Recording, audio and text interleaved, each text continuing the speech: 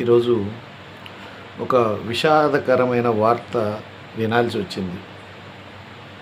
అదేంటంటే మా గురువు గారైన మాజీ మంత్రివర్యులు కాసు కృష్ణారెడ్డి గారి అమ్మగారు స్వర్గస్థులైనారు.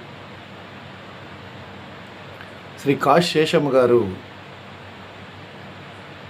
ఒక మాజీ ముఖ్యమంత్రి గారికి వదినగా, మాజీ జడ్పీ చైర్పర్సన్ గారి భార్యగా, మాజీ మంత్రి గారికి తల్లిగా, మాజీ ఎమ్మెల్యే గారికి నాయనమ్మగా వెరసి ఈ పల్నాటి ప్రాంతానికే అమ్మగా జీవించారు.